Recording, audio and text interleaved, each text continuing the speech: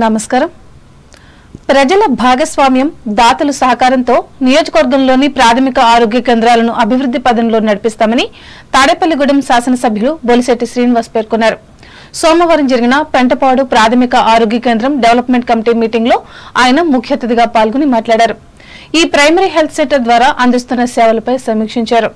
వివిధ ఆరోగ్య అంశాలలో ఈ పీహెచ్సీ సాధించిన ప్రగతిని వైద్యాధికారులు సమావేశంలో సభ్యులకు వివరించారు.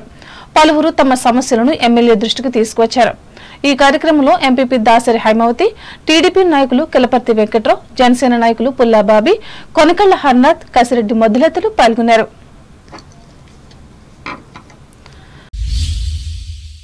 ఇప్పుడు తూర్పుగోదావరి జిల్లా వార్తలు.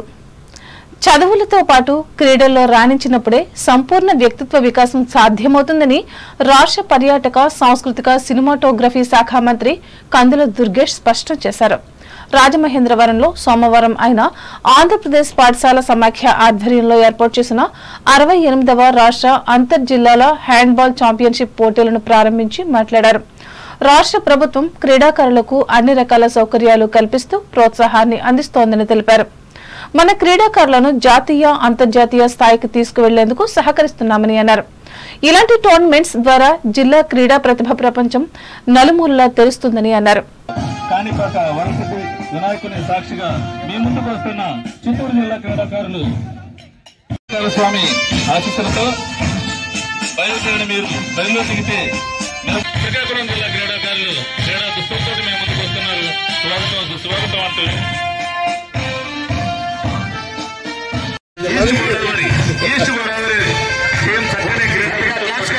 ముందు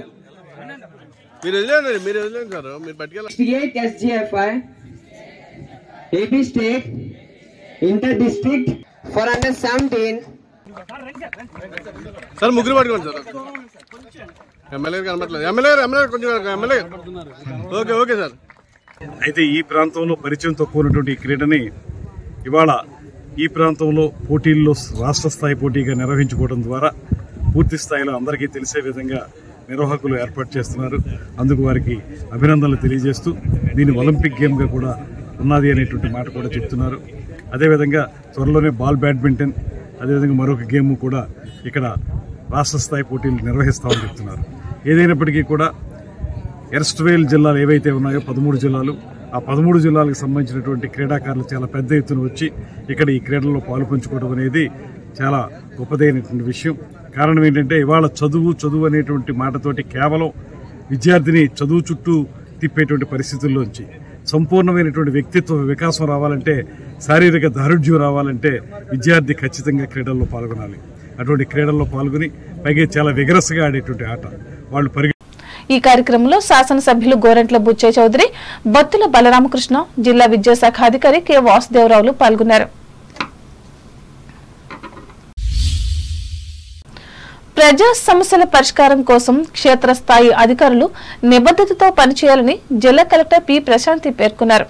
రాజమహేంద్రవరం కలెక్టరేట్ లో సోమవారం జరిగిన ప్రజా ఫిర్యాదుల పరిష్కార వేదికలో కలెక్టర్ ప్రజల నుండి వినతులు స్వీకరించి మాట్లాడారు. ఈ ఫిర్యాదులపై రాష్ట్ర స్థాయి అధికారులు సమీక్ష చేస్తున్నారని అన్నారు. పరిష్కారమయ్యే సమస్యల మీద కూడా కొంతమంది అధికారులు దృష్టి పెట్టడం లేదని పేర్కొన్నారు. నిర్ణీత సమయంలోగా సమస్యలను పరిష్కరించాలని, లేని పక్షంలో చర్యలు తీసుకుంటామని హెచ్చరించారు. ఈ కార్యక్రమంలో జాయింట్ కలెక్టర్ ఎస్ చిన్నారాముడు, జిల్లా రెవెన్యూ అధికారి జి నరసింహులు, జిల్లా ప్రణాళికాధికారి ఎల్ అప్పలకొండలు పాల్గొన్నారు. అంబేద్కర్ కోనసీమ జిల్లా వార్తలు. ప్రభుత్వం నూతన మద్యం విధానంతో అంబేద్కర్ కోనసీమ జిల్లాకు 8 నుంచి 10 కోట్ల రూపాయల వరకు ఆదాయం సమకూరుతుందని జిల్లా ఎక్సైజ్ సూపరింటెండెంట్ పి ప్రసాద్ వెల్లడించారు. ఈ మేరకు రాజోలు అబ్కారీ శాఖ కార్యాలయంలో సోమవారం విలేకరులతో మాట్లాడారు. జిల్లాలో 133 షాపులకు గాను 430 అప్లికేషన్లు వచ్చాయని చెప్పారు. ఈ నెల 9వ తేదీ సాయంత్రం 5 గంటల వరకు అప్లికేషన్లు స్వీకరిస్తామని తెలిపారు. వీటిని 11వ తేదీన అమలాపురంలోని కలెక్టరేట్ లో జిల్లా కలెక్టర్ సమక్షంలో డ్రా తీయనున్నట్లు వెల్లడించారు. 430 అప్లికేషన్స్ వచ్చినాయి. ఈ మింజువలే సుమారుగా 8 నుంచి 10 కోట్లు ఆదాయం వచ్చింది. అయితే ఇప్పుడు ఈ కోనసీమ జిల్లాలో ఎక్కువగా ఎక్కడ కూడా ఎటువంటి వ్యాపారం లేకపోవడంతో అందులోనూ ఆక్వా పరిశ్రమ కొంచెం దెబ్బతినడంతో ఆక్వా రైతులు కూడా మా వైపు ఆకర్షితులై ఇప్పుడు ఇదే నూతన మద్య విధానానికి ఆకర్షితులై మా మద్య విధానంలో వాళ్ళు పెట్టుబడి పెట్టి అప్లికేషన్లు వేయడానికి సంసిద్ధులు అవుతున్నారు. ఈ అప్లికేషన్స్ మొత్తం 3,500 అప్లికేషన్ల వరకు ఇంకా వస్తాయని మేము ఆశిస్తున్నాము. ఈ మద్య విధానంలో ఇదివరకి ఇప్పటికి తేడా ఏంటంటే ఇదివరకు ఊర్లు పేర్లు మాకు ఉండేవి. ఇప్పుడైతే మండలం ఒక యూనిట్గా తీసుకుంటున్నాం, మున్సిపాలిటీని ఒక యూనిట్గా తీసుకుంటున్నాం, నగర పంచాయతీని ఒక యూనిట్గా తీసుకుంటున్నాం, మున్సిపల్ కార్పొరేషన్ కూడా యూనిట్గా తీసుకోవడం జరిగింది. మండలానికి ఇన్ని షాపులని మేము చెప్పడం జరిగింది, గెజిట్ నోటిఫికేషన్ ఇవ్వడం జరిగింది. అలాగే ఈ మద్య విధానంలో మొత్తం అన్నీ కూడా గవర్నమెంట్ వారు తక్కువ రేటుకే మద్యం అందిస్తామని చెప్పడంతో ఈ మద్య విధానం చాలా బాగుంటుందని మేము అనుకుంటున్నాం. ఈ మద్య విధానంలో మద్యాన్ని బాగా షాపులు అందరూ కూడా ఆకర్షితులై ప్రజా ఫిర్యాదుల పరిష్కారంలో జాప్యానికి తావివ్వరాదని అంబేద్కర్ కోనసీమ జిల్లా జాయింట్ కలెక్టర్ టి నిశాంతి అధికారులను ఆదేశించారు. అమలాపురం కలెక్టరేట్ లో సోమవారం నిర్వహించిన జిల్లా స్థాయి ప్రజా ఫిర్యాదుల పరిష్కార వేదిక కార్యక్రమంలో అర్జీదారుల నుండి 155 అర్జీలను స్వీకరించి మాట్లాడారు. అందిన అర్జీలను నాణ్యతతో పరిష్కరించాలని అధికారులను ఆదేశించారు.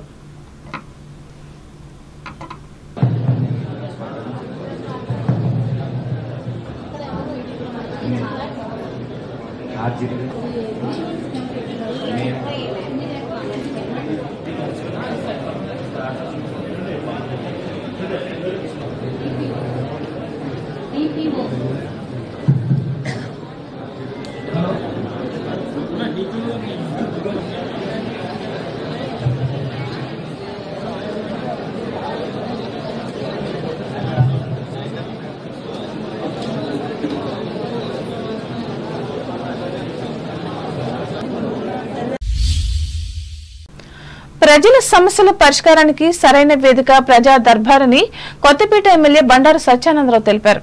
కొత్తపేట పంచాయతీ కార్యాలయంలో సోమవారం ఆయన ప్రజా దర్బార్ నిర్వహించి ప్రజల సమస్యలు తెలుసుకుని 403 వినతులు స్వీకరించారు. ఈ సందర్భంగా బండారు మాట్లాడుతూ ప్రజల సమస్యలకు నేరుగా పరిష్కార మార్గం చూపేందుకు నియోజకవర్గంలోని 4 మండలాల్లోని ప్రతి సోమవారం ప్రజా దర్బార్ కార్యక్రమాన్ని నిర్వహించి ప్రజలు ఇచ్చిన సమస్యల వినతులు పరిష్కారం అయ్యే వరకు వాటిపై నిరంతర పర్యవేక్షణ ఉంటుందని అన్నారు. సామాజికమైనటువంటి ప్రజలకు ఎదుర్కొన్నటువంటి సమస్యలు తెలుసుకుని అవి గుర్తించి వాటి పరిష్కారానికి కృషి చేయాలని, ఆయా సమస్యల పరిష్కారానికి కృషి చేయాలని ప్రజా దర్బార్ పేరుతో ఒక ప్రజా సమస్యల పరిష్కార వేదికగా ప్రజలతో ముఖాముఖి కార్యక్రమం ఏర్పాటు చేయాలని ఆదేశించడం. అందులో భాగంగా ఈ రోజు కొత్తపేట మండల పరిధిలో ఈ సోమవారం రోజు ఈ కొత్తపేట పంచాయతీ వద్ద ఈ కార్యక్రమం మనం నిర్వహించుకుంటూ ఉన్నాం. ఇది ప్రతి సోమవారం అంటే నెలలో మరి 4 మండలాలు ఉన్నాయి. 4 మండలాల్లో ప్రతి సోమవారం ఒక మండలంలో ఈ కార్యక్రమం నిర్వహించాలని నిర్ణయించుకోవడం జరిగింది. ఆ ప్రకారం మన కొత్తపేట నియోజకవర్గ కేంద్రంలో ప్రారంభిస్తా ఉన్నాం.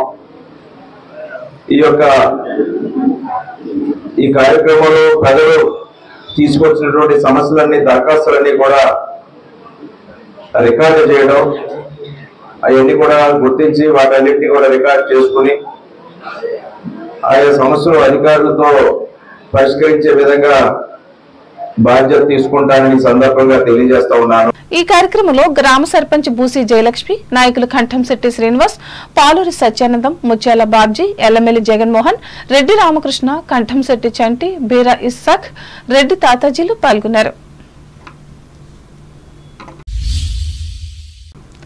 ఏలూరు జిల్లా వార్తలు.